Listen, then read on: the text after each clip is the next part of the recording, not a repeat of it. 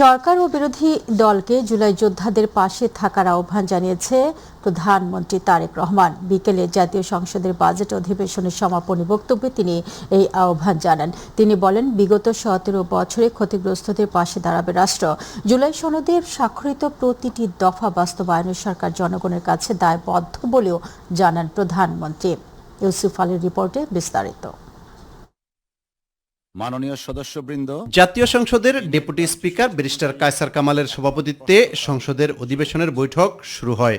দিনের কার্যসূচি অনুযায়ী প্রশ্নোত্তর পর্বে প্রধানমন্ত্রী তারেক রহমান বলেন, যাদের সাহসিকতা ও আত্মত্যাগের বিনিময়ে বাংলাদেশের স্বাধীনতা অর্জিত হয়েছে তাদের সঠিক তালিকা আজও প্রণয়ন সম্ভব হয়নি।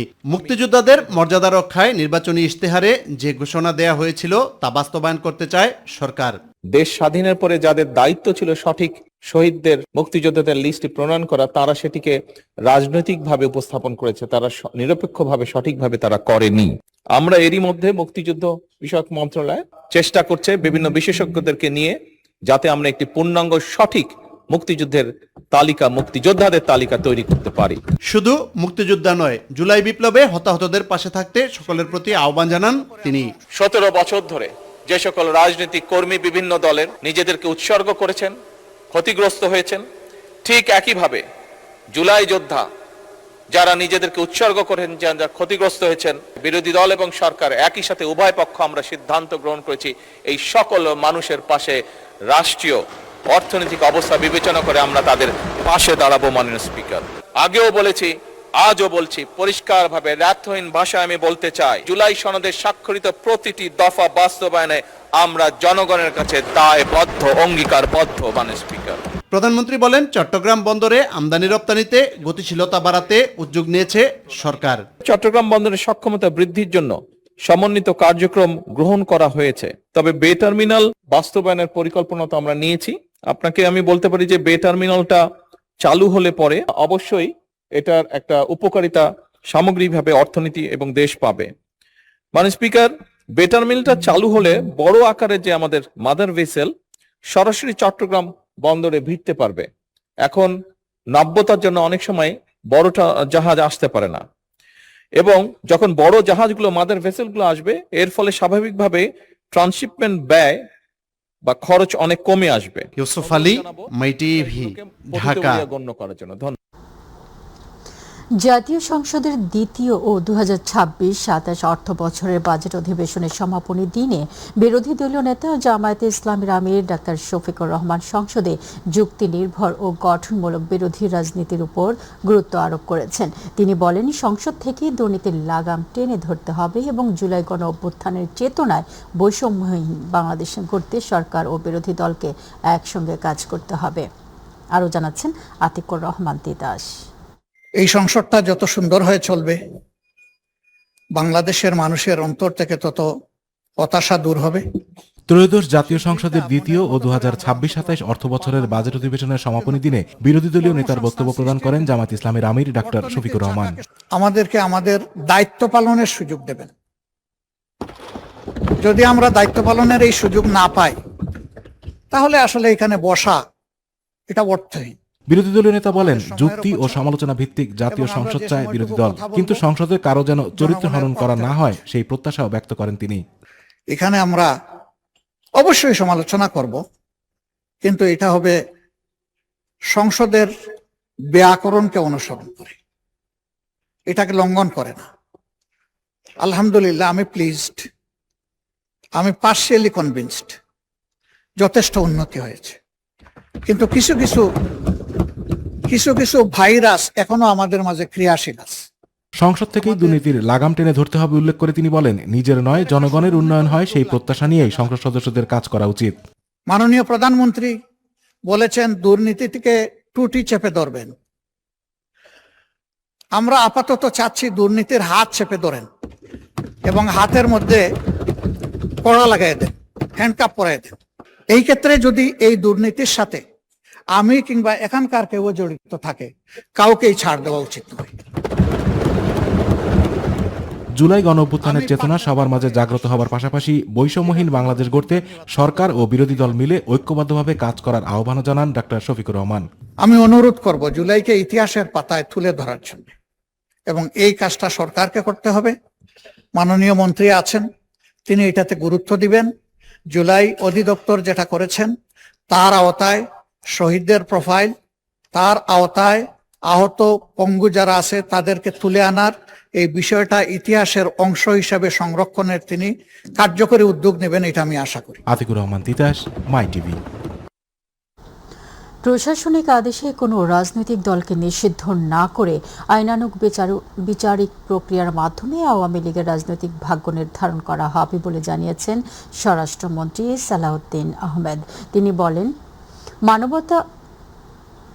মানবতা বিরোধী অপরাধের দায়ে দল হিসেবে আওয়ামী লীগকে বিচারের মুখোমুখি করা হবে। ঢাকা বিশ্ববিদ্যালয়ের টিএসসি মিলনায়তনে জাতীয়তাবাদী ছাত্রদল আয়োজিত আলোচনা সভায় প্রধান অতিথির বক্তব্যে তিনি এইসব কথা বলেন। স্বৈরাচারী হাসিনা একটি দেশে, তার অবশ্য নিজ দেশে যে আশ্রয় গ্রহণ করেছে, ওখান থেকে বড় বড় কথা বলছে। অনেকে বলছে মুর্দা কাফন পুরে কথা বলছে, সেটা জায়েজ নাই। সে বলছে বাংলাদেশে প্রত্যাবর্তন করবে। আমরা তো তার প্রত্যাবর্তন চেয়েছি আইনানুগ ভাবে, এক্সট্রাডিশন চুক্তি অনুসারে। ইন্টারিম গভর্নমেন্টের সময় পত্র দেওয়া হয়েছে, আমরা তাগাদা পত্র দিয়েছি। আমরা চাই তাকে দেশে ফিরিয়ে এনে তার রায় কার্যকর করা হবে। গণ অভ্যুত্থানে বিএনপি জুলাইয়ের পক্ষে ছিল, তাই সংবিধান সংস্কারের মাধ্যমে এই সরকারকে গণভোটের আদেশ বাস্তবায়ন করতে হবে বলে মন্তব্য করেছেন এনসিপির আহ্বায়ক নাহিদ ইসলাম। একই সঙ্গে তিনি সরকারকে জুলাইয়ে গণহত্যাকারীদের দ্রুত বিচার সম্পন্ন করার তাগিদ দিয়েছেন। জুলাই গণ অভ্যুত্থানের দ্বিতীয় বার্ষিকীতে ঢাকা বিশ্ববিদ্যালয়ে জাতীয় ছাত্র শক্তি আয়োজিত আলোচনা সভায় নাহিদ আরও বলেন, দেশকে অকার্যকর করতে আওয়ামী দোসররা ষড়যন্ত্র করছে। ঢাকা বিশ্ববিদ্যালয়ের 15 জুলাই যারা হামলাকারী ছিল তাদেরকে অবশ্যই গ্রেফতার করতে হবে, দ্রুত সময়ের মধ্যে গ্রেফতার করতে হবে। এবং যে সকল নির্দলের শিক্ষকেরা এই সকল হামলাকে বৈধতা দিয়েছে, নির্দেশনা দিয়েছে, এবং অনেকে সরাসরি মাঠে ছিল সেই সময়, তারা মাঠে নেমে কর্মসূচিও করেছে, ফলে সেই সকল বিশ্ববিদ্যালয়ের শিক্ষক নামের যারা দালাল ছিল আওয়ামী লীগের ফ্যাসিস্টদের, তাদের বিরুদ্ধে ব্যবস্থা নিতে হবে। সরকারের কাছে আমরা আহ্বান জানাই, যারা জুলাইতে গণহত্যা করেছে, যারা শিক্ষার্থীদেরকে মেরেছে, সাধারণ জনগণকে মেরেছে, যারা মানবতা বিরোধী অপরাধ করেছে, তাদের কাউকে পার পাওয়ার সুযোগ দেওয়া যাবে না। প্রত্যেক গণহত্যাকারী, মানবতা বিরোধী অপরাধী, তাদের প্রত্যেকে বাংলাদেশের আইনে সর্বোচ্চ শাস্তি তাদের কার্যকর করতে হবে।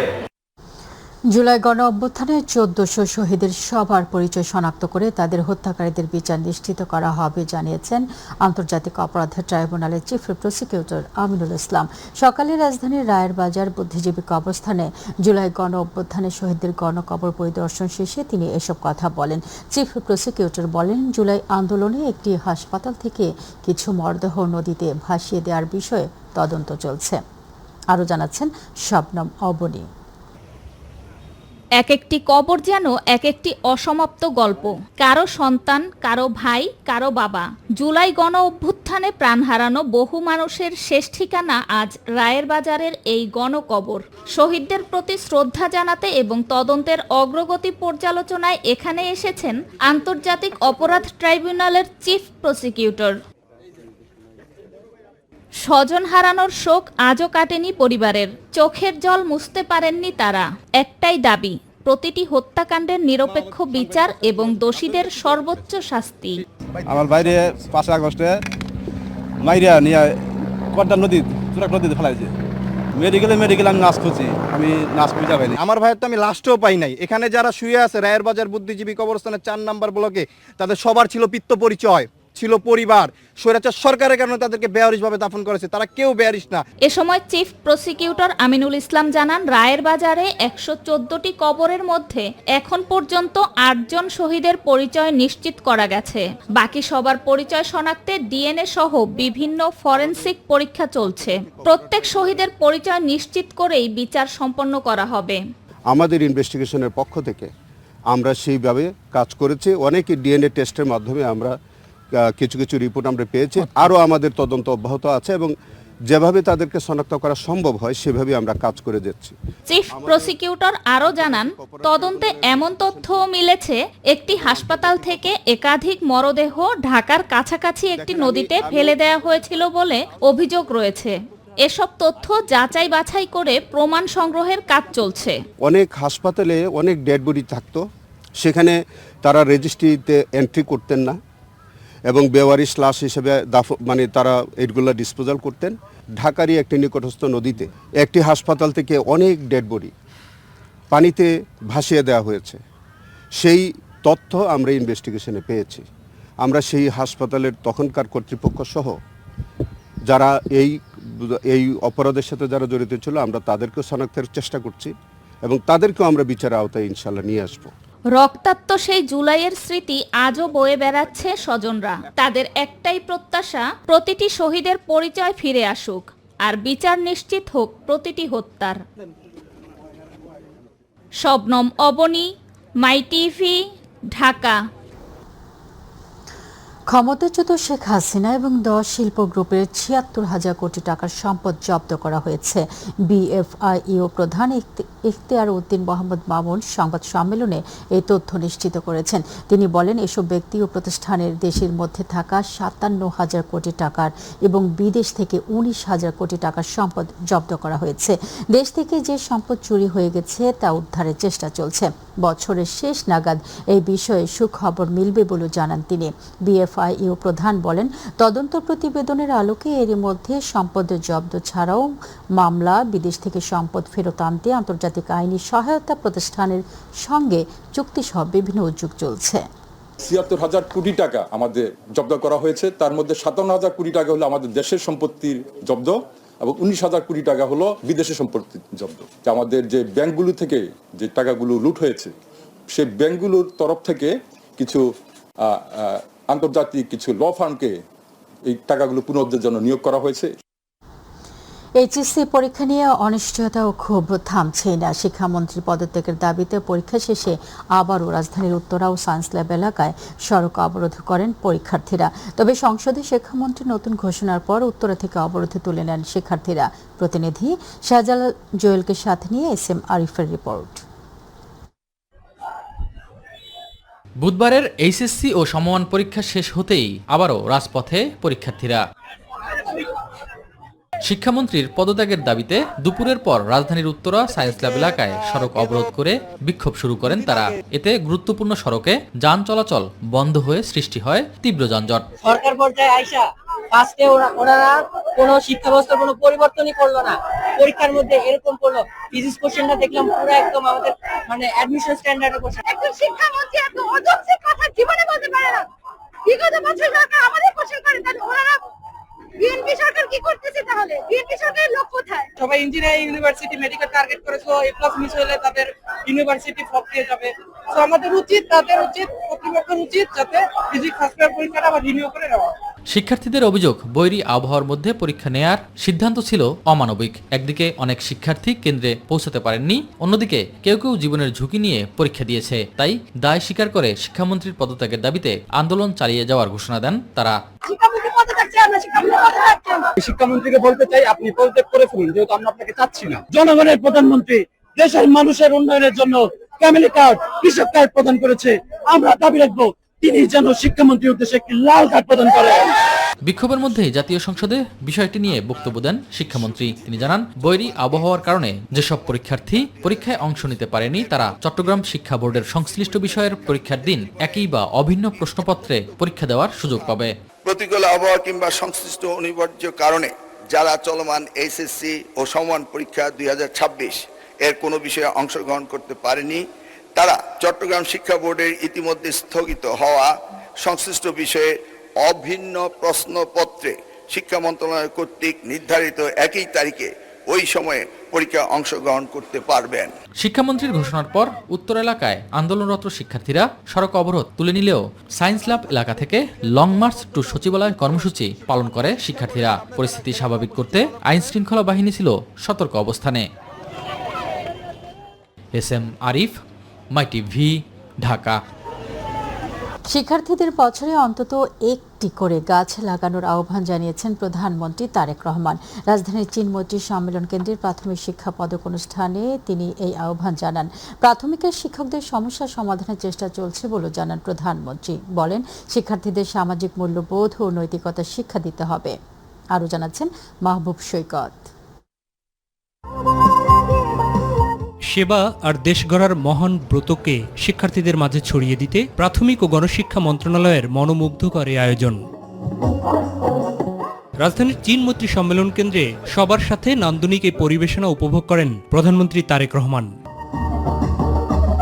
এর আগে তিনি জাতীয় পর্যায়ে 21 ক্যাটাগরিতে বিজয়ী প্রাথমিক শিক্ষার্থীদের হাতে পুরস্কার ও সম্মাননা স্মারক তুলে দেন। পরে প্রধান অতিথির বক্তব্যে শিশুরাই আগামীর বাংলাদেশ উল্লেখ করে তাদের যোগ্য ও মানবিক হিসেবে গড়ে তোলার উপর গুরুত্ব আরোপ করেন। এই মানবিক বাংলাদেশ গড়ে তোলার জন্য যেই সৈনিকদের দরকার, সেই সৈনিকরা কিন্তু আপনাদের কাছে আছে, আপনাদের সামনে আছে। সেই সৈনিকদেরকে আপনারাই নিয়ন্ত্রণ করেন, সেই সৈনিকদেরকে আপনারাই গড়ে তোলার কারিগর।